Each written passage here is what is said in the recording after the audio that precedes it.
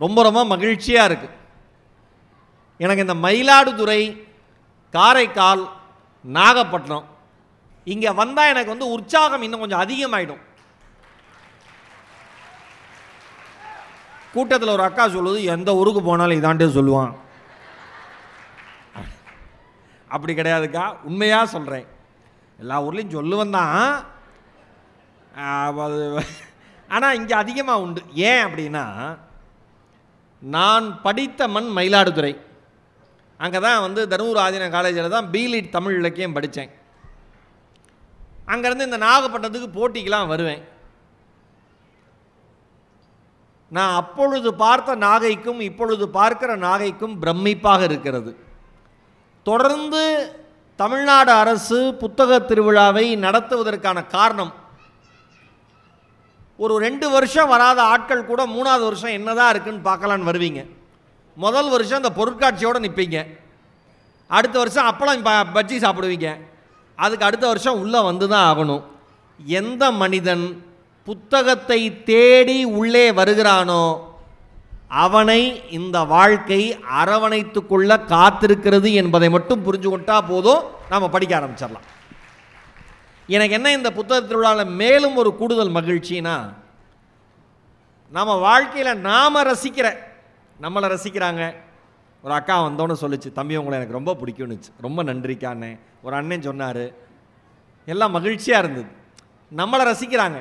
ஆனால் நாம் ரசிக்கிற சில மனிதர்கள், சில ஆளுமைகள் இருப்பாங்கள்ல, அந்த மாதிரி நான் மிகவும் மதிக்கிற, நான் மிகவும் ரசிக்கிற, நான் மிகவும் நேசிக்கிற, எப்பொழுதும் அவர் எழுத்துக்களோடு கைகுலுக்குகிற அன்பு அண்ணன், திரைப்பட பாடலாசிரியர், எழுத்தாளர், சிந்தனையாளர், சங்க இலக்கியங்களை நவீனப்படுத்தி இந்த தலைமுறைக்கு கடத்துவதிலே அவர் எழுத்துக்களுக்கு நிகர் அவர்தான் அன்பு அண்ணன் யுகபாரதி அவர்களோடு இந்த மேடையை பகிர்ந்து கொள்வதில் எனக்கு ஆகப்பெரிய மகிழ்ச்சி. எனக்கு அவ்வளோ பிடிக்கும். தொண்டையும் லைட்டாக பிடிக்குது, கொஞ்சம் பார்த்துக்க. எனக்கு ரொம்ப ரொம்ப சந்தோஷம். என்ன தலைப்பில் பேசலாம் அப்படின்னு கேட்டாங்க. பொதுவாக ஒரு தலைப்பு கொடுத்துட்டு நம்ம என்ன வேணால் பேசலாம். பொதுவாக அதான் பண்ணுவோம். ஃபுல்லாக கை தட்டி சிரித்து எந்திரிச்சு போகிறப்ப, நல்லா பேசுனா தலைப்பில் பேசலையே அப்படின்னு நீங்கள் யோசிப்பீங்க. ஏன்னா நாகப்பட்டினம் மக்களை பற்றி எனக்கு தெரியும், கொஞ்சம் ஷார்ப்பான ஆளுங்கன்னு. ஓ, 4 பேர் தான் ஷார்ப்பா? அதனால் சரி, என்ன தலைப்புன்னு அண்ணன் கேட்டப்ப, நம்ம விழா குழுவினர் கேட்டப்ப நான் சொன்னேன், எந்த நிமிடமும் துவங்கலாம் அப்படின்னு ஒரு தலைப்பு கொடுங்கன்னு. அப்புறம் இன்னைக்கு இந்த பேச்சு தலைப்பு குறித்து யோசிச்சுக்கிட்டு இருக்கிறப்ப யோசித்தேன், கரெக்ட், எந்த நிமிடமும் துவங்கலாம் பேச்சை, எந்த நிமிடமும் துவங்கலாம் உங்கள் கைத்தட்டை, எப்போ வேணா நடுவில் வரும், கரெக்டா? எந்த நிமிடமும் துவங்கலாம் உங்கள் சிரிப்பொலி, எந்த நிமிடமும் துவங்கலாம் நீங்கள் எஞ்சி போகிறது, நீங்கள் ரசிக்கிறது, நீங்கள் கொண்டாடுறது, நீங்கள் வாழ்கிறது, நீங்கள் படிக்கிறது, இது எல்லாமே எந்த நிமிடமும் துவங்கலாம், கரெக்டா? வாழ்க்கையே அப்படி தானே, அந்த அந்த ஒற்றை பிடிப்பில் தானே வாழ்க்கை ஓடிட்டு இருக்கு. இன்றைக்கி நான் யார்கிட்டையோ இன்றைக்கி பேசிகிட்டு இருந்தப்போ ஒருத்தர் சொன்னார், சோகங்கள் இல்லாமல் இன்னைக்கு எந்த மனுஷன் வீட்டிலேருந்து வெளியில் வரான்னு கேட்டார். எந்த சோகமுமே இல்லாமல் எந்த தனி மனிதன் வீட்டிலேருந்து வெளியில் வரான்? கரெக்டாக இல்லையா அவர் சொன்னது? எல்லாருக்கும் ஒரு சோகம் இருக்குது, ஆனால் அதை மறைச்சிக்கிட்டு நல்லா இருக்கீங்களான்னு கேட்பாங்க. வாய் நிறைய நம்ம பொய் சொல்லுவோம், நல்லா இருக்கோன்னு. ரொம்ப நல்லா இருக்கேங்க, ரொம்ப பெரிய பொய். பதிலுக்கு நாம் கேட்போம், நம்ம மனசு ஆறாது, இவன் உண்மையை சொல்கிறானா பொய் சொல்கிறானான்னு பார்ப்போம். நீங்கள் எப்படி இருக்கீங்க? நானும் நல்லா இருக்கேன். அப்போ நீயும் போய் தான் சொல்கிறேன், ஓகே போயிட்டு வரேன், கரெக்டா? ஆனால் நான் என்ன சொல்கிறேன், எவ்வளவு சிரமங்கள் இருந்தாலும் அடுத்த மனிதர்களை பார்க்கிற பொழுது சிரிக்கிற பக்குவம் இருக்கிற வரைக்கும் வாழ்க்கை வரமானதுன்னு நினச்சிக்கோங்க. வேற எதுவுமே இந்த வாழ்க்கைக்கு அதிகபட்சமாக தேவையே கிடையாது. நீங்கள் மகிழ்ச்சியாக இருக்க எந்த நிமிடமும் துவங்கலாம். நான் உடனே சொல்கிறேன், இதை நான் எப்படி யோசித்தேன் அப்படின்னா, வாசிக்க எந்த நிமிடமும் துவங்கலாம், வாசிக்க எந்த நிமிடமும் துவங்கலாம். யுகபாரதி என்ன? அக்கா பச்சை சேலை, அக்கா green sari, sit down. Blue churidar, sit down. Purple பாப்பா உக்காரு. 10 சேர் காலியாக கிடக்கு, எங்கே உட்காரதுன்னு அல்லாடிட்டு கிடக்கையாது. இதுனா தீபாவளிக்கு வந்த பஸ்ஸா? இப்போ கூட அது கவனிக்கல. என்ன அவங்க அம்மாவை கூட்டிகிட்டு இருக்கு, இங்கே வா. இப்போ வரைக்கும் அது தனி உலகத்தில் இருக்கு. ஒரு பேச்சாளர்களுக்கு சிக்கலே அதுதான். உயிரை கொடுத்து ஒரு 50-60 புக்கை ரெஃபர் பண்ணி ஒரு மணி நேரம் பேசிடுவோன்னு வரப்ப ஒரு குழந்தை நம்ம யாருன்னு தெரியாம புத்தக திருவிழா நடந்து போகும் பாருங்க, எந்த நிமிடமும் துவங்கலாம். இவ்வளவுதான் வாழ்க்கை. எங்க அண்ணன் வந்திருக்காரு, யுகபாரதி அண்ணன். நீங்க யுகபாரதி அண்ணனுடைய புத்தகங்கள் நேர்நிறை பதிப்பகம் கரெக்டு தானே? நம்ம அது சார்பாக நிறைய வெளியிட்டிருக்காங்க. கவிதை தொகுப்பு, கட்டுரை தொகுப்பு மிக அற்புதமாக இருக்கும், படிங்க. அது ஒரு அலாத இன்பம். அது இந்த கவிதையை எங்க மைசூர் பேலஸாக கூட இருக்கட்டும், மைசூர் பேலஸாக கூட இருக்கட்டும், 7 ஸ்டார் ஹோட்டலாக கூட இருக்கட்டும், இல்லை நீச்சல் குளத்தோடு கட்டின பெரிய பங்களாவாக இருக்கட்டும், எல்லா வீட்டை விட நம்ம வீடு அழகா இல்லையா? உண்மையா இல்லையா? ஹோட்டலில் போய் தங்கிட்டு வீட்டுக்கு வந்து கட்டிலில் படுத்தோன்னு நம்மால் சொல்லுவான், நம்ம வீடு தான் ஐயா, என்ன சுகம். சொல்கிறோமா? அண்ணன் எழுதியிருக்கார், எந்த கவிஞன் மக்களின் மொழியை தன் வார்த்தைகளில் பேசுகிறானோ அந்த கவிஞன் வரலாறு தாண்டியும் வாழ்கிறான் என்பதற்கு நிறைய விஷயங்கள் அண்ணனோட இதில் இருக்கு. ஆனால் அண்ணனே அதை மறுக்கிறார். நான் நிறைய அண்ணனை ஆழமாக படிச்சிருக்கேன். வரலாறு தாண்டி வாழ்றது வாழாதெல்லாம் அப்புறம் பார்த்துக்கலாம், முதல்ல எழுதுவோன்னு இருக்கார் அண்ணனை. ஒரு கவிதையில் அண்ணன் சொல்கிறாரு, ஓரம் கிழிந்த பாய். எனக்கு தெரிஞ்சு எந்த வீட்லையும் பாய் ஒழுங்காக இருந்ததா சரித்திரமே கிடையாது. கரெக்டா? ஆமாம், சொந்தக்காரன் வந்தால் கிழிஞ்சு பாய் மேலே வந்திருக்கும், அதை தலையில கமுத்தி வச்சுருப்போம். ஏன்னா சொந்தக்காரனுக்கு தெரியக்கூடாதான் பாய் கிழிஞ்சது. நம்ம பொழப்பே கிழிஞ்சு கிடக்கு, பாய் கிழிஞ்சா என்ன தெரியக்கூடாது, இப்படி திருப்பி வச்சிடுறது. அண்ணா எழுதுறாரு, ஓரம் கிழிந்த பாய், காரை பெயர்ந்த சுவர், ஒட்டடை படிந்த சன்னல். இது எல்லாமே நம்ம வீட்டோட கனெக்ட் பண்ணிக்கலாம். நீங்கள் ஒட்டடை படிந்த சன்னல், ஓசை எழுப்பும் மின்விசிறி. அட்டகாசம். வீடே அமைதியாக இருந்தாலும் வீட்டுக்குள்ள சத்தம் போட்டுட்டே இருக்கிறது ஒரே ஒரு ஃபேன், அது நம்ம ஃபேன். கரெக்டா? சில இதெல்லாம் இந்த மாதிரி சத்தம் வராதுரா தம்பி. அப்பனா நீ வந்து ரொம்ப நீ ஓல்ட் ஆகிட்டியா இல்லை ஃபேன் ஓல்ட் ஆச்சான்னு தெரியல எனக்கு. வருமா சுவிட்சை ஆன் பண்ணிட்டு அவனே கத்துவான் போல இருக்கு, சத்தம் வரலனா. ஓசை எழுப்பும் மின்விசிறி, கலைந்த தலையணை. நம்ம ஊரில் ஒரு தலையாணி கூட சரியாக இருந்ததா சரித்திரமே இல்லை. சில பேர் தலகாணியோட ஓரத்தில் படுத்துக்குவான், இங்கே தான் கரெக்டாக இருக்கும், அந்த சைடு பள்ளமாக இருக்கும், கழுத்து வலி வந்துடும், தலகாணியை மாற்று. எப்படி இயல்பு பாருங்க. கலைந்த தலையணை, அதுதான் எனக்கு ரொம்ப பிடிச்சிருந்தது நீங்கள் எழுதுனதில். அந்த தலையணை போர்வை கலைஞ்சிருக்கும், மடிப்பு கலைஞ்சிருக்கும். அப்படி தலையணை எப்படி கலையும்? ஆனால் பாருங்க, இது அர்த்தம். கலைந்த தலையணை, கழுவாத பாத்திரம். எல்லா வீட்லேயும் ஒரு 4 பாத்திரம் கழுவாமல் கிடக்கும். அது ராத்திரி முழுக்க கதறும், என்னை கழுவிரு. இந்த அம்மா கண்டுக்காதே, கண்டுக்கவே கண்டுக்காது. அவ்வளோதான், தூங்கி எந்த காலைல பார்த்துக்குவோம், காலையில் பார்த்துக்குவோம், கழுவ மாட்டோம். கழுவாத பாத்திரம். என்றாலும் ஓரம் கிழிந்த பாய், காரை பெயர்ந்த சுவர், ஒட்டடை படிந்த சன்னல், ஓசை எழுப்பும் மின்விசிறி, கலைந்த தலையணை, கழுவாத பாத்திரம் என்றாலும் என் வீடு இனிது. இதுக்கே கை தட்டிடா. அப்படி அடுத்த வரி தான் கிளைமேக்ஸே. என் வீடு இனிது, ஏனெனில் எதிர் வீடு உனது.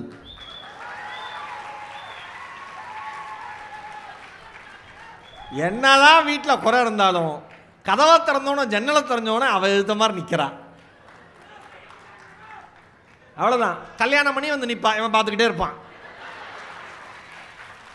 ஆனால் நம்ம பையன் அசர மாட்டான். மச்சான் அவன் நல்லா இருந்தால் போதும் மச்சான்.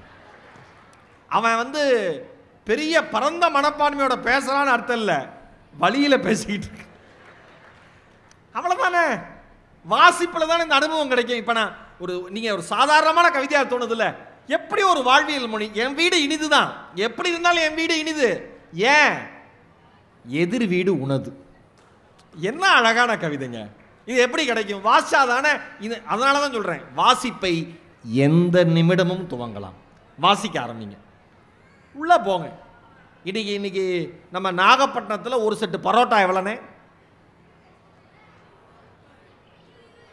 20 ரூபாயா? காமிப்பாங்களா? சாப்பிட தருவாங்களா? 20 ரூபாய்க்கே இருக்காடா. அப்புறம் அவன் சொல்கிறான், சாரிண்ணே தப்பாக சொல்லிட்டு 40 ரூபா. அவன் ஒரு புரோட்டா மட்டும் சாப்பிடாம போல இருக்கு. 40 ரூபா. ஒரு வேளை அரை வயிறு நிரப்புவதற்கு 40 ரூபாய். அதே 40 ரூபா உள்ளே போய் செலவு பண்ணுங்க, உங்கள் வாழ்நாளின் அறிவு நிரம்புவதற்கான புத்தகம் உள்ளே இருக்கிறது. படிக்க ஆரம்பிங்க. எந்த நிமிஷம் வேணா தோணும். சார் நான் இது வரைக்கும், சில பேர் சொல்லுவாங்க படிங்கன்னா, இது வரைக்கும் நான் படித்ததே இல்லை சார். ஆரம்பிங்க, தவறே கிடையாது, தவறே கிடையாது. ஆரம்பிங்க. இன்னொரு கவிதை பாருங்க, அண்ணனோடது. சில பேர் பயங்கரமாக புரட்சி பேசுவாங்க, பயங்கரமாக புரட்சி பேசுவாங்க. ஆனால் வீட்டில் அப்படி இருக்கானான்னு கேட்டால் இருக்க மாட்டான். தாயை கொல்லும் பசியை போக்க முயற்சி உறாதார், வாயை திறந்து கிளியே சும்மா வந்தே மாதரம் என்பார்னார் மகாகவி பாரதி. அண்ணன் எழுதுறாரு யுகபாரதி. என்ன வீடு பெருக்கிறவங்க வேலைக்கு ஆள் வராங்கன்னு வச்சுங்களேன், நம்மால் ஹாலில் அப்படியே உட்காந்துருப்பான். ஐயா காலை நகுத்துங்க அப்படின்னு சொன்னாதான் அந்த கலெக்டர் ஐயாவுக்கு ஞாபகம் வரும். நாகப்பட்டினம் மாவட்ட கலெக்டர் இவ்வளோ வேலை செஞ்சுட்டு அவர் எல்லா வேலையும் பார்க்குறாரு. எந்த வேலையும் செய்யாமல் வீட்டுக்குள்ளே இருக்கிறாரே உங்கள் கணவர் என்கிற கலெக்டர். ஒரு அக்கா சொல்லுது, கரெக்டாக சொல்கிறான்டி தம்பி, காலை நவுத்துங்கன்னு சொல்கிற வரைக்கும் தலைவர் நவுத்த மாட்டார், அப்படியே இருப்பான் பப்பரகான். அதுக்கு அண்ணன் எழுதுறாரு, வீடு பெருக்குகிறவள் நகருங்கள் என்பதற்குள், நகருங்கள் அவங்க சொல்லக்கூடாது, நகருங்கள் என்பதற்குள் எழுந்து கொள்ள மனம் வராத நீங்கள், நீதான் கோஷம் போட்டு கொடி தூக்குகிறாய் பெண் விடுதலைக்கு. யார் பெண் விடுதலையை பேசுறது? பெருக்கிட்டு வர அம்மா காலை தூக்குன்னு சொல்கிறதுக்குள்ள எந்திரிச்சு போகிறதுக்கு துப்பு இல்லாதவன் தான் பெண் விடுதலையை பற்றி பெருமையாக பேசுகிறான். இந்த அம்மா அவனை நினச்சிக்கிட்டே வேகமாக பெருக்குது விளக்கமாத்த வச்சு. இவ்வளோதான். வாசிக்க துவங்குங்க, அதில் இருக்கிற அனுபவமே தனி. இந்த பசங்கள்லாம் அந்த கைத்தறதுனால சொல்கிறேன், அண்ணன் அதில் தான் கொஞ்சம் அட்ராக்ட் பண்ணிடுவார் எல்லாரையுமே. எதனால் வந்து மற்ற கவிஞர்களோட யுகபாரதியனை வந்து ரொம்ப நெருக்கமாக இருக்காருன்னா, இன்றைய இளைஞர்களின் மொழியை கவிதைகளில் வடிக்கக்கூடிய ஒரு மாபெரும் ஆற்றல் அன்பண்ணன் யுகபாரதிக்கு உண்டு. ஒரு பையன் சொல்கிறான், அண்ணன் தான் சொல்கிறாப்புல, ஒரு பையனா நினச்சி சொல்கிறாப்புல நான் நினச்சிக்கிறேன், அண்ணிட்டு அதெல்லாம் சொல்லணும். அமலாவும் கேட்கிறாள், அமலாவும் கேட்கிறாள், நீ ஏன் ஒருத்தியை கூட காதலிக்கவில்லை? அமலாவும் கேட்கிறாள், நீ ஏன் ஒருத்தியை கூட காதலிக்கவில்லை என்று. என்னை கடந்து போன ஒவ்வொருத்தையும், என்னை கடந்து போன ஒவ்வொருத்தையும் இவ்வாறாக கேட்டுவிட்டு போன பிறகு நான் யாரைத்தான் காதலிப்பது?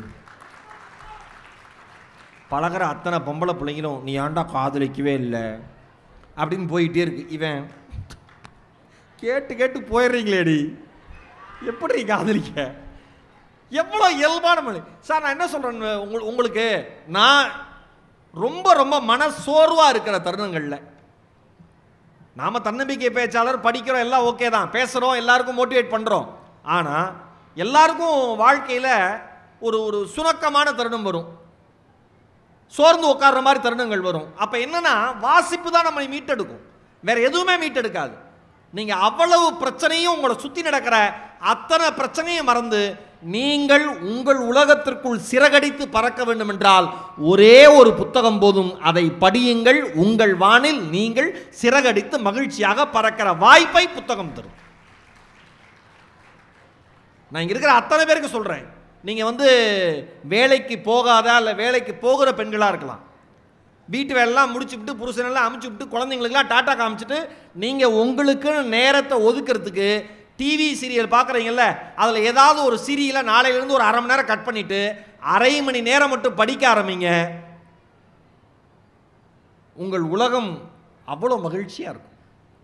அவ்வளோ மகிழ்ச்சியாக இருக்கும். தயவு செஞ்சு வாசிக்க துவங்குங்க. எந்த நிமிடம் வேணால் நீங்கள் வாசிக்கலாம். இங்கே எம்என் நம்பியார் வில்லன் எத்தனை பேருக்கு பிடிக்கும்? நம்பியார் சார் கை தூக்குங்க. ஒரு ஐயாவே கை தூக்க மாட்டேங்கிறாரு. எனக்கெல்லாம் ரஜினி தாயா பிடிக்கும். எம்என் நம்பியார் தெரியுதா? Right, okay. நான் பாட்டு ஏதாவது ஒன்று சொல்லிவிட்டு அவர் பெரிய லெஜண்டில் அவர் மந்திரி. சரிப்பா நீ நார்மலாக தானே இருக்க? சரி ஓகே. அவன் எல்லாத்துக்கும் நானும் கையை தூக்கிறது அவ்வளோதான். இந்த ரோட்டில் ஒரு ஆக்சிடெண்ட்டாக எல்லாம் கூட்டமாக நின்றுட்டு இருந்தாங்களாம். நம்ம ஆளுக்கு எப்பயுமே ஒரு 10 பேர் வேடிக்கை பார்த்தா அவனும் உள்ளே போய் பார்ப்பான். பையனே இல்லைனாலும் வேடிக்கை பார்ப்பான். கூட்டமாக நின்றுருக்கானுங்க. இவன் உள்ளே போக முடியல. ஏன்னா இவனுக்கு முன்னாடி இந்த சீனியர்லாம் வேடிக்கை பார்க்க வெயிட் பண்ணிக்கிட்டு இருக்கான். நவுருங்க என்னாச்சு? ஆக்சிடென்ட் ஆகி போச்சு. ஐயோ ஆக்சிடென்ட் ஆகி சித்தப்பாவுக்கு நவுரு கூட எல்லாம் வழி விட்டுருக்கானுங்க. தள்ளி போய் பார்த்தா ஒரு பன்னிக்குட்டி. என்ன ஏதுனே தெரியாம கூட்டத்தில் சேரவே கூடாது. வடிகால் சொல்லுவாரு, வாங்க பஸ்ஸில் ஏறுங்க பாரு, எல்லாம் முட்டிட்டு வண்டி ஃபுல்லாக காலியாக இருக்கும் பாருங்க. அந்த மாதிரி தான் புத்தகம் நிறையா இருக்கு, கூட்டம் வருது, வாங்கலை படிக்கல. தயவு செஞ்சு வாங்கிருங்க, படிச்சிருங்க. என்னோட ரெக்வஸ்ட். மந்திரி குமாரி படத்தில் மாடர்ன் தியேட்டர் சார்பாக எம்என் நம்பியார் அவர்களை நடிக்க வைக்கணும்னு முடிவு பண்ணிட்டு அதோட owner, Modern Theatres owner TR Sundaramaiya அவர் வர சொல்லியிருந்தாராம். எம்என் நம்பியார் வில்லத்தனத்துக்கு பேர் போனவர்.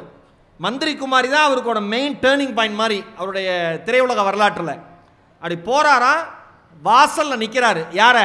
டிஆர் சுந்தரமையாவை பார்க்கறதுக்கு. உள்ளுக்குள்ள ஐயோ அம்மான்னு சத்தம்.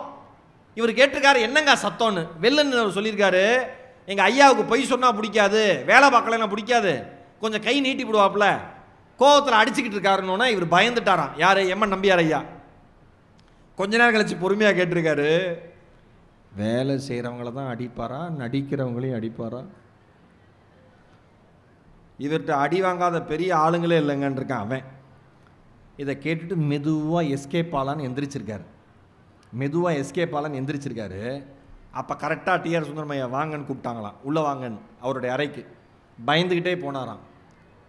தமிழ் திரைப்பட வரலாற்றில் யாருக்குமே தராத ஒரு மிகப்பெரிய தொகையை முன்பணமாக கொடுத்து, இனிமேல் மாடர்ன் தியேட்டர்ஸோட கம்பெனி ஆர்டிஸ்ட் நீங்கன்னு எம்என் நம்பியார் அவர்களோட ஒப்பந்தம் போட்டாராம் டிஆர் சுந்தரமையா. நான் எதுக்கு சொல்கிறேன் அப்படின்னா, உலகத்தையே தமிழ் சினிமா பார்க்குற அத்தனை பேருமே இன்னைக்கு வரைக்கும் எம்ஜிஆரை பிடிச்சவங்களுக்கு, ஹீரோவாக நடித்தவங்களை பிடிச்சவங்களுக்கு எம்என் நம்பியாரை இன்னைக்கு வரைக்கும் பிடிக்காத அவரோட வில்லத்தனத்தினால. பழைய பாட்டிக்கலாம் எம்என் நம்பியாரே பேட்டியில் சொல்லியிருக்காரு, ஒரு வீட்டில் போய் தண்ணி கேட்டேன், நீலாம் எம்ஜிஆரை கத்தியால் அடித்தவன், உனக்கெல்லாம் தரவே மாட்டேன் இருக்கு அந்த அம்மா, நீ உனக்கு தரமாட்டேன் ஓடிப்போ அப்படின்னு இருக்கு. அந்த அளவுக்கு அவரை பயமுறுத்துறதுக்கு ஒரு திறந்திருக்கான் இந்த உலகத்தில். இது எல்லாமே எப்போ தெரியும்னா, படிக்கிறப்ப தெரியும். இந்த மாதிரி திரைத்துறையில் நடந்த சுவாரஸ்யமான விஷயங்களை நெஞ்சம் மறப்பதில்லைன்னு ஒரு புத்தகம் சித்ரா லட்சுமணன் எழுதியிருக்கார். பழைய தகவல்களை சுமந்து வர நல்ல புத்தகம், நல்லா படிக்கலாம். நீங்கள் இங்கே அப்படியே நீங்கள் உள்ளுக்குள்ளே கொஞ்சம் போயிட்டீங்கன்னா அது மாதிரி ஒரு சிறப்பான விஷயம் இல்லை. என்எஸ்கே இங்கே இருக்கிற எல்லாருமே தெரிஞ்சுங்க, உலகத்திலேயே நகைச்சுவை நடிகர்களிலேயே 2 தான் சிலை இருக்கு. ஒருத்தர் யாரு? Charlie Chaplin. இன்னொருத்தர் யார் தெரியுமா? நம் தமிழ்நாட்டில் பிறந்த என்எஸ் கலைவாணர். இவங்க 2 பேருக்கு தான் நகைச்சுவை நடிகர்களே சிலை இருக்கிறவங்க. ஒரு தடவை புத்த மத மாநாடு ஒன்று பெரியார் நடத்தினாராம். பெரியார் நடத்துகிறப்ப அதில் புத்த மத கருத்துக்களை வில்லு பாட்டா என்எஸ்கே அவர்கள் பர்ஃபார்ம் பண்ணாராம். ரொம்ப பிரமாதமாக பண்ணாராம். அப்போ பெரியார் மேடை ஏறி சொன்னாராம், உங்களுக்கெல்லாம் நான் பெரியார், எனக்கு ஒரு பெரியார் இருக்கார், யாருன்னு தெரியுமான்னாங்களாம். கூட்டமே ஷாக் ஆயிடுச்சான். என்னன்னே புரியலையாம். யார் உங்களுக்கு ஒரு பெரியார் அப்படின்னா எல்லாம் சலசலப்பாக இருந்துச்சான் கூட்டத்தில். அப்புறம் வந்து பெரியார் அவர்கள் சொன்னாராம், எனக்கு யார் தெரியுமா பெரியார், நான் மதிக்கக்கூடிய பெரியார் யார் தெரியுமா, என்எஸ்கே அவர்கள் அப்படின்னு சொன்னாராம். கூட்டம் பயங்கரமாக கைத்தட்டுச்சான். அதுக்கான காரணம் அவர் சொன்னாராம், நான் மேடையில் ஏறி சமூக சீர்திருத்த கருத்துக்களை சொன்னால் கல்லை கொண்டு அடிக்கிறான், அதுவே அந்த மனுஷன் சினிமாவில் சொன்னால் காசு கொடுத்து வாங்கிட்டு கைத்தட்டி சிரிக்கிறான், நான் பெரியாரா அவர் பெரியாரா அப்படின்னாராம். வாழ்க்கையில் இது எல்லா விஷயங்களும் நம்ம தெரிஞ்சுக்கணும்னா ஒரே ஒரு வாய்ப்பு. பாத்திமா பீவி, பர்வீன் சுல்தானா எங்கே போகிறீங்க? இங்கே சாப்பிட போகிறீங்களா? 8:30 பஸ் வருவான். அதனால தான் நம்ம ஊரில் சொன்னான், ஆற்றுக்குள்ளே இறங்கி அழகரை தேடினாலும் சோத்துக்குள்ளே தான் இருக்கான் சொக்கநாதன்னா. நான்லாம் அன்றைக்கி வந்து சத்துணவு யார் பீரியடில் போட்டது எம்ஜிஆர் பீரியடா காமராஜர் பீரியடா அப்படிங்கிற ஒருத்தன் லஞ்ச் பீரியடுங்கிறான். என்னென்ன வேலை அந்த குடும்பம் எனக்கு அந்த குடும்பத்தை ரொம்ப பிடிச்சிருக்கு. அது என்ன பண்ணுச்சுன்னா, அந்த அம்மா முதல்ல நான் போகிறேன்டி, குழந்தைங்கள்லாம் பின்னாடி வாங்க, மொத்தமாக எந்திரிச்சு அவன் ஏதாவது சொல்லுவான்ட்டு முதல்ல 2 ஆதார் கார்டு போச்சு, அப்புறம் ஒரு 2 ஆதார் கார்டு, அப்புறம் அந்த 4 ஆதார் கார்டு பெற்ற 3 ஆதார் கார்டு ஃபாலோ பண்ணுச்சு. இப்போ 7 ஆதார் கார்டும் போய்கிட்டு இருக்கு வெளியில். போயிடுச்சு. பயங்கரமான ஆளாக இருப்பான் போல இருக்கு. டே பூ போட்ட சட்டை வாடா தம்பி, தெளிவாக இருந்தீங்கன்னா சந்தோஷம்டா, அவ்வளோதான்டா, நீ ஸ்டெடியாக இருக்கணும்னு தான் நாங்கள் உழைக்கிறோம். வாழ்க்கையில் எனக்கு தான் நம்ம ஏதாவது ஒரு விஷயம் பேசுவோம், இப்படி யாராவது ஒன்று ஏதாவது பண்ணிவிட்டா அது தொடர்பாக போயிடும். என்ன எல்லாம் இங்கே வந்தோன்னே ஒருத்தர் கேட்டார், வேளாங்கண்ணியில் மாவட்ட நிர்வாகம் சார்பாக நல்ல அறை, அது ரொம்ப முக்கியம் விருந்தோம்பல்ல, சாப்பிட்டீங்களான்னு கேட்டுக்கிட்டே இருக்காங்க. சொந்தக்காரன் கூட கேட்க மாட்டான், சொந்தக்காரங்கிறவன் கேட்கவே மாட்டான். என்னக்கா அப்படி சிரிக்கிற, ரொம்ப உங்கள் வீட்டு சைடு ரொம்ப மோசமாக இருக்கும் போல இருக்கே. கரெக்டு தான். நான் அடுத்தது தான், வாசிக்க எந்த நிமிடமும் துவங்கலான்னு, அதே மாதிரி இப்போ சொல்கிறேன், நேசிக்க எந்த நிமிடமும் துவங்கலாம். யார் மேலேயும் நிரந்தர வெறுப்பு தேவையே இல்லை, யார் மேலேயும் நிரந்தர வெறுப்பு தேவையே இல்லை. நேற்று நடந்த ஒரு உண்மையான நிகழ்வு, மலேசியாவில் மஸ்ஜித் இந்தியாங்கிற பகுதியில் ஒரு அம்மா நடந்து போயிட்டுருக்காங்க. ஒரே ஒரு சுவர் கீழே தரையில் ஒரே ஒரு கல் பேந்து அந்த அம்மா உள்ளே போயிடுச்சுனே, கல் பேந்து அந்த அம்மா உள்ளே போயிடுச்சு. நீங்கள் எல்லாம் ஆச்சரியப்படுவீங்க, 1.5 நாள் ஆயிடுச்சு அந்த அம்மா உள்ளே எங்கே இருக்குன்னு தெரியல. அடுத்த நிமிடம், அடுத்த நொடி நிலையற்ற வாழ்வு நம் வாழ்வு. இருக்கிறதுலேயே அல்பத்தனமான வாழ்க்கைக்கு சொந்தக்காரன் தான் மனுஷன்.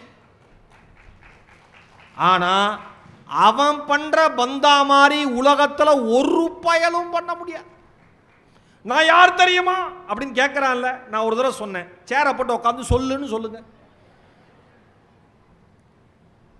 பயங்கரமா ரோட்ல கத்துவான், ஸ்டேஜில் ஏறி பேச வைங்க, ஏன் கீழே இருக்கிற வேற ஏன் மேடைக்கு வந்தா ஏன் வரல? வராது. ஒன்னே ஒன்று சொல்லவா, எது தெரியுமா வீரம்? 4 பேரை அடிச்சு சாய்க்கிறது இல்ல, கீழே இருந்து சத்தம் போடுறது இல்ல, இல்ல எதிரிகளை வீழ்த்துறது இல்ல. எது தெரியுமா வீரம்?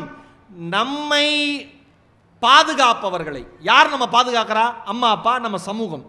இந்த சமூகம் தான் நம்மளை பாதுகாக்குது. உண்மை அதுதானே.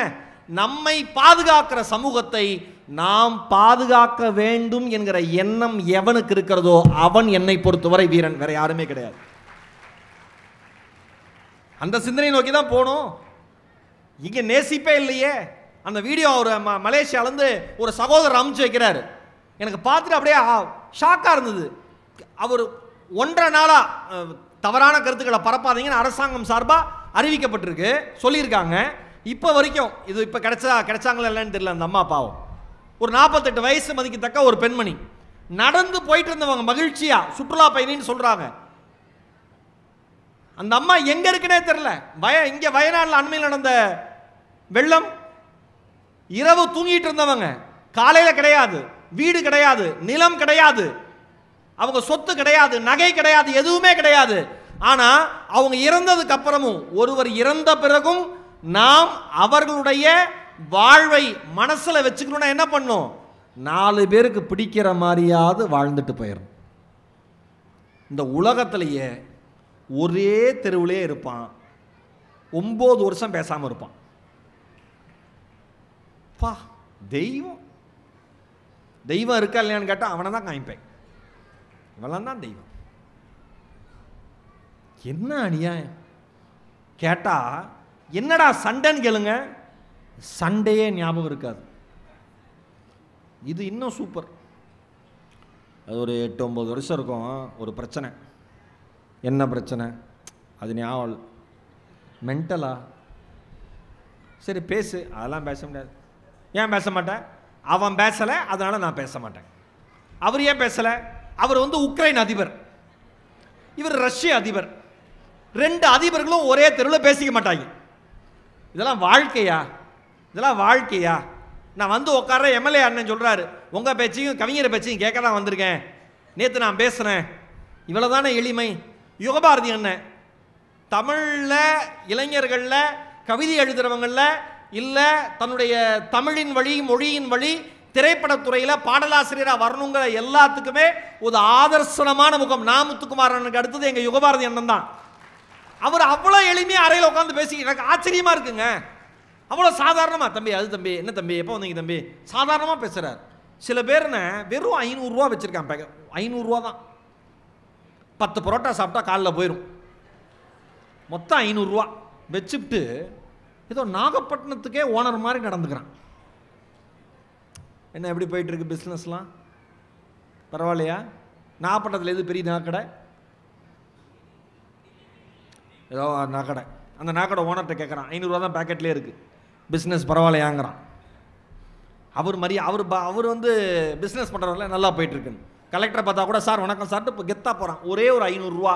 நான் ஒன்று சொல்லவா, உங்களிடம் இருக்கிற பணம், உங்களிடம் இருக்கிற அதிகாரம், உங்களிடம் இருக்கிற பெயர், உங்களிடம் இருக்கிற சொத்து, இது எதுவுமே நீங்கள் எதிர்கொள்கிற சராசரி மனிதனுக்கு முக்கியமே இல்லை. உங்களை எதிர்கொள்கிற சராசரி மனிதன் எதிர்பார்க்கிற ஒரே ஒரு விஷயம், நட்போடு நீங்கள் புன்னகைத்தால் அவன் புன்னகைக்க தயாராக இருக்கிறான். மற்றபடி அவனுக்கு உங்கள்ட்ட இருக்கிற அதிகாரமோ பணமோ தொழிலோ எதை பற்றியுமே கவலை இல்லை. உண்மையா இல்லையா? எங்கள் அப்பா அடிக்கடி சொல்லுவார், டே யாருன்னே தெரியாதவங்ககிட்ட அதிக அன்போடு இருப்பார், யாருன்னே தெரியாதவங்ககிட்ட அதிகமான அன்போடு இருப்பார். ஏன்பான்னு கேட்பேன். நீ ரோட்டில் மயங்கி விழுந்துட்டினா யாருன்னே தெரியாதவன் தான்டா உன்னை காப்பாற்றுவான், உனக்கு தெரிஞ்சவன் பக்கத்தில் இருக்க மாட்டான் பார். என்ன அழகான வாக்கியம் பாருங்க. ஆனால் நம்ம என்ன நினைக்கிறோம்? நான் அடிக்கடி சொல்லுவேன், சீனாக்காரன் சூது ஆடலைன்னா செத்துருவான்.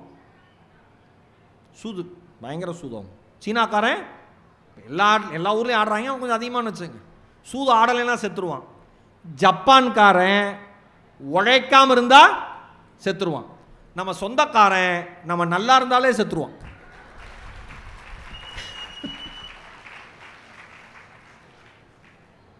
என்னன்னே தெரியாது. நீங்கள் ஒன்றுமே இல்லை, நாளைக்கு சும்மா ஒரு கவரை நீங்கள் வாங்கி போட்டு உங்கள் சொந்தக்காரங்க முன்னாடி சொல்லி முடிக்கல. அந்த அக்காக்கெல்லாம் எவ்வளோ சிரிப்பு பாரு. ஒரே ஒரு நகையை போட்டு காலையில் பார்க்குறீங்க, காலையிலே ஆரம்பிச்சிருங்க. பால் வாங்குறப்பயே என்னவோ கழுத்து உறுத்துது அப்படின்ட்டு உள்ளே போட்டுருங்க, செத்தா. கரெக்டாமா? முடிஞ்சு போச்சு. உங்களுக்கு கழுத்து உறுத்துது நீங்கள் சொல்லியிருப்பீங்க, மனசு உறுத்திக்கிட்டே இருக்கும் உங்களுக்கு. வீட்டுக்கு போய் எப்படி வாங்கினா, நேற்று வரைக்கும் நைட்டு கூட தானே இருந்தேன், முன்னாடியே வாங்கிட்டாலோ, எப்படியோ சம்பாதிக்கிறாங்க. நம்ம இது எங்கே திரும்பும்னா, சிரிப்பாக பாருங்களேன். அந்த அக்கா பக்கத்தில் விழுந்து சிரிக்குது. அந்த அக்கா இதான் விழுந்து விழுந்து சிரிக்கிறது. இது எங்கே திரும்பும்னா, வீட்டில் ஒரு அப்பாவியாக ஒருத்தனை புருஷன் அப்பாயின்ட் பண்ணி வச்சுருக்கீங்கல்ல, காலையில் பாலை வாங்கிட்டு வந்து காப்பி போட வேண்டிய அம்மா அவனுக்கு பால் ஊற்றிடும். செயின் அவன் தூக்கத்திலேருந்து அப்போ தான் முழிக்கிறான். எதுக்கடி அழுகுற? Chain chain. என்ன செயின்? அவன் கோமதி என்னடி கோமதி செயின் என்ன ஆச்சு? புது செயின். நாய்க்கா? அவ போட்டிருக்கா. நாய் செயினியா அவ போட்டிருக்கா? நம்மாளு அப்பாவி. தங்க செயினியா? இவன் தங்க செயின் போட்டிருக்காளா? நம்ம ஆம்பளைங்க என்னன்னா எவ்வளவு பெரிய விஷயம்னாலும் அப்படியான்னு கேட்பாங்க. இந்த பெண்களுக்கு கோபம் வராது, இவன் அலட்சியமாக பேசுகிறது தான் கோபமே வரும். எவ்வளோ பெரிய விஷயத்தை சொல்கிறேன், நீங்கள் சாதாரணமாக அப்படியான்னு கேட்குறீங்களா அப்படின்னு அன்றைக்கி ஆரம்பிச்சதுன்னா ஒரு வாரம் சிவராத்திரி தான். ஒன்று சாதாரணமாக சொல்லி பாருங்கள். நான் என்ன கேட்குறேன், நம்மோட இருக்கிறவங்க நல்லா இருக்கணுங்கிற எண்ணம் எப்போ நமக்குள்ளே வருதோ அன்னிலிருந்து நாம் நல்லா இருப்போம்னு புரிஞ்சுக்கிட்டாலே வாழ்க்கை அழகாக அற்புதமாக ஆனந்தமாக இருக்கும். இந்த வாழ்க்கை எல்லாருக்குமானது இல்லையா? ஒரு புது புது வீடு கட்டிட்டு தைரியமாக இவ்வளோ செலவு பண்ணி கட்டினேன்னு சொல்ல முடியுதா ஒருத்தனாலாவது? எவ்வளோ ஆச்சுன்னு கேட்டால் இழுக்குது இந்த அம்மா. சொல்லலாமா வேண்டாமா? இவட்ட சொன்னால் முட்டை புதைச்சி வச்சிருவாளா, என்ன பண்ணலான்னு யோசிக்க. எல்லாம் கடங்கா. அக்கா நீ என்ன பண்ணுக்கா, அடுத்த மீட்டிங் என்னோட வந்திருக்கா நீ? ஏன்னா இவ்வளோ நல்லா சிரிக்கிற ஆடியன்ஸ் தான் எனக்கு தேவை. மாதம் 15,000 ரூபா சம்பளம், 3 வேளை சாப்பாடு. மகேஷோட அக்கான்னு ஊர் முழுக்க ஒன்று அறிமுகப்படுத்துகிறேன். உடனடி அப்பாயின்மெண்ட் என்னோடு வா. வீட்டில் அண்ணன் இருந்தால் நான் சொல்லிடுறேன், நீ உன்னையும் கூட்டு போறடா தம்பி, வாடா தம்பி, உனக்கு அப்பாயின்மெண்ட் ஆர்டரா, but without salary, food only.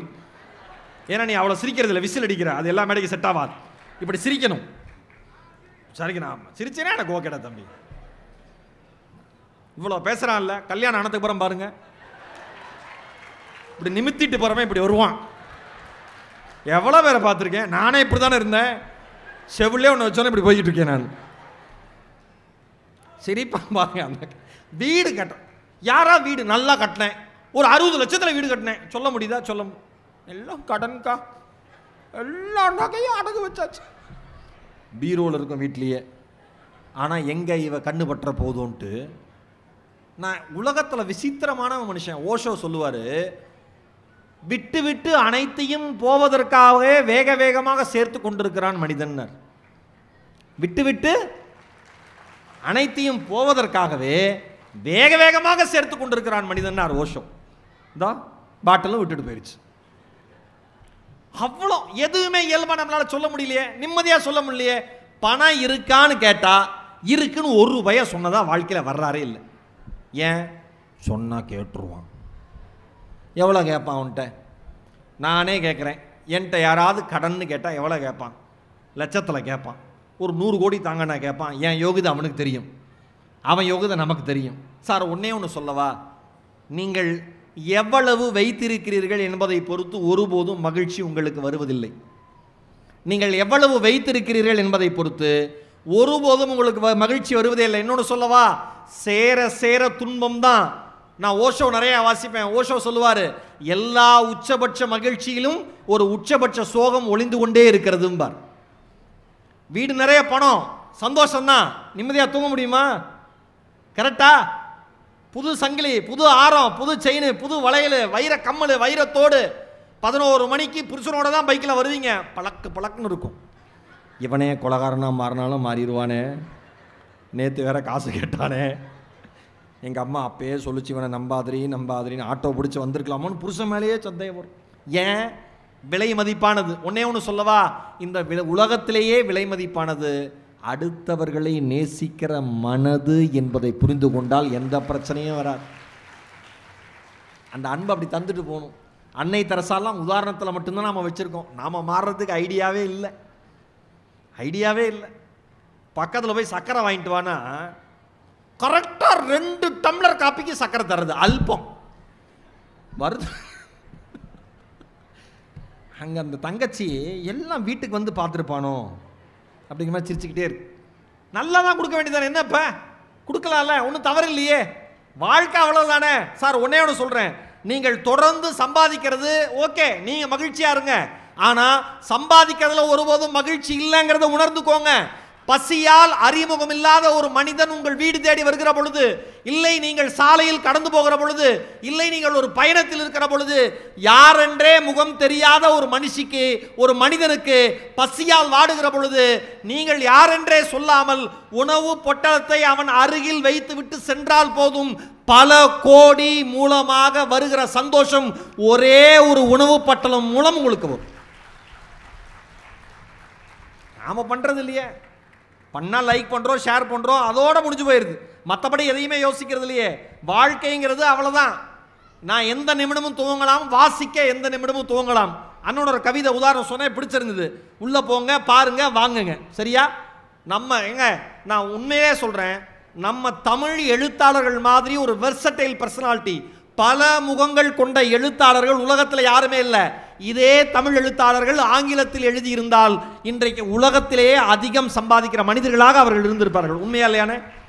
மொழி தான் இங்கே பிரச்சனையே. ஏன் நம்மால் வரான், பார்க்குறான், வாங்க மாட்டேங்கிறான், படிக்க மாட்டேங்கிறான். இங்கே எல்லாருக்கும் சொல்கிறேன், குழந்தைகளை அழைத்து கொண்டு வந்த பெற்றோர்கள் கை தூக்குங்க. அடுத்த அண்ணன் பேசணும், நேரம் ஆயிடுச்சு, டக்குன்னு நான் முடிச்சிடறேன். குழந்தைகளை அழைத்து கொண்டு வந்த பெற்றோர்கள் கை தூக்குங்க. உங்கள் எல்லாருக்கும் வாழ்த்துக்கள், உங்கள் எல்லாருக்கும் வாழ்த்துக்கள். என் சார்பாக, நிர்வாகம் சார்பாக ஒரு பலத்த கைத்தட்டல். சினிமாவுக்கு கூட்டிகிட்டு போகிறது எந்த அளவுக்கு முக்கியமோ, புத்தக கண்காட்சிக்கு கூட்டிகிட்டு வர்றது அந்த அளவு முக்கியம். தெரிஞ்சுக்கிட்ட பெற்றோர்களுக்கு நன்றி. உண்டியல் பழக்கம், நம்ம சின்ன வயசில் மண் உண்டியல் இருக்கும். அந்த உண்டியலில் காசு சேர்த்து வச்சு, எங்கள் ஊரில் பெரிய மாரியம்மன் திருவிழா வரும், அப்போ அந்த உண்டியலை உடச்சி எது வேணால் வாங்கிக்கோன்னு எங்கள் அம்மா சொல்லும், நான் போய் வாங்கிக்குவேன். இங்கே இருக்கிற பெற்றோர்கள், இன்றைக்கி வந்தவங்களாம் இதை வந்து நீங்கள் வந்து செயல்படுத்துங்க. உண்டியல் வாங்குங்க, காசை சேர்க்க சொல்லுங்கள். அடுத்த ஆண்டு நாகப்பட்டினத்தில் புத்தக திருவிழா நடக்கிற பொழுது உண்டியலை உடைக்க சொல்லுங்கள், சேர்த்த பணத்தை எடுக்க சொல்லுங்கள், புத்தக கண்காட்சிக்கு வர சொல்லுங்கள். உங்கள் குழந்தைகளுக்கு பிடித்த புத்தகத்தை அவர்களையே தெரிவு செய்ய சொல்லுங்கள்.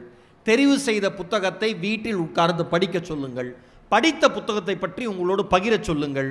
நாளைய தலைமுறை வாசிக்கிற தலைமுறையாக மாற்றிய பெருமை உங்கள் தலைமுறையை வந்தடையும். வாசிச்சா நேசிப்பு தானா வரும், நேசிப்பு இருந்தால் யோசிப்பும் தானா வரும். நேரம் இல்லை, நான் யோசிக்கவும் எந்த நிமிடமும் தூங்கலான்னு பேசலான்னு நினச்சேன், நேரம் இல்லை, முடிக்கிறேன். எதற்காகவும் கவலைப்படாதீங்க. இன்னொன்று, இந்த குரூப் சைக்காலஜியில் மாட்டிடாதீங்க. நான் சொன்ன மாதிரி ஒரே ஒரு கதையோடு நிறைவு செய்கிறேன். அடுத்து யுகபாரதி என்ன வரப்போகிறாரு, பேசுவார்.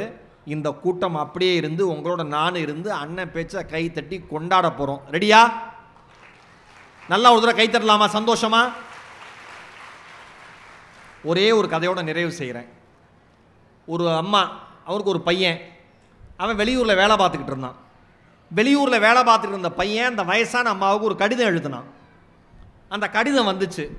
இந்த அம்மாவுக்கு கடிதத்தில் என்ன இருக்குன்னு படிக்க தெரியல. யாராவது அந்த வழியில் போனால் கூப்பிட்டு படிக்க சொல்லலான்னு நினச்சிக்கிட்டு வெயிட் பண்ணிட்டு இருந்துச்சு, காத்து இருந்தது. ஒரு இராணுவ அதிகாரி அந்த சைடு போனார். அவரை கூப்பிட்டு, ஐயா இந்த லெட்டரை படிங்க, ஏன் பையன் எழுதியிருக்கானுச்சு. அவர் லெட்டரை வாங்கி பார்த்து ஒரு 10 செகண்டில் தார தாரையாக கண்கள்லேருந்து கண்ணீர். இந்த அம்மாவுக்கு நெஞ்சு பதறிடுச்சு. ஐயா என்னாச்சு, என் பையனுக்கு என்னாச்சுன்னு அவரால் அடக்க முடியல, கதறி கதறி அழறாரு. என் பையனுக்கு ஏதோ ஆயிடுச்சு போல இருக்குன்னு அந்த அம்மா கதறி கதறி அழுதுச்சு. அந்த வழியா ஒரு வியாபாரி போனார்.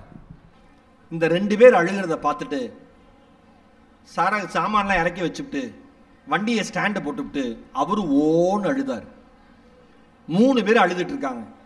அந்த பக்கம் ஒரு பெரியவர் போனார். ஏயா எல்லாம் அழறீங்க, என்னையா காரணம்னு கேட்டாங்க. ஃபர்ஸ்ட் அந்த வியாபாரி பதில் சொன்னார், இல்லைங்கய்யா நான் வந்துட்டு இருந்தேன், இவங்க 2 பேரும் அழுதுட்டு இருந்தாங்க, அதை பார்த்தோன்னே அந்த சோகம் என்னை தாக்கிருச்சு. போன வருஷம் மண்ணில் செஞ்ச பானையெல்லாம் வித்துக்கிட்டு இருந்தேன், ஒரு ஆக்சிடென்ட்ல எல்லா பொருளும் உடஞ்சு போச்சு. ஒரு வருஷம் என் வாழ்க்கையை ரொம்ப திண்டாட்டமா போச்சு. இவங்க அழுதோன்னே எனக்கு அது ஞாபகம் வந்துருச்சு, அதை நினைச்சு அழுதேன் நானும். உடனே அந்த அம்மாட்ட கேட்டாங்களா, நீ ஏமா அழறேன்னு கேட்டார் அந்த பெரியவர். ஐயா ஊர்ல இருந்து என் பையன் லெட்டர் போட்டிருந்தான், என் பையனுக்கு உடம்பு சரியில்லை போல இருக்கு, இல்ல இருக்கானா இல்லையான்னு கூட தெரியலங்கய்யா, லெட்டரை படிக்கிறதுக்கு இவர்கிட்ட கொடுத்தேன், அவர் படிச்சு பார்த்துட்டு கதறி கதறி அழுதாருங்கய்யா, என்னால அந்த சோகத்தை எப்படிங்க, என் பையங்கய்யா, நான் பெத்தா இருங்கய்யா, அதனால நான் அழுதேன்னு இருக்கேன். கடைசியில் அந்த பெரியவர் நீ ஏன் அழுதேன்னு ராணுவ வீரர்கிட்ட கேட்டிருக்காரு. அதுக்கு அவன் சொல்லியிருக்கான், அந்த ஆள் சொல்லியிருக்கான், அந்த அம்மா லெட்டர் படின்னு என்கிட்ட கொடுத்துச்சு. நான் லெட்டரை வாங்கி பார்த்தேன்.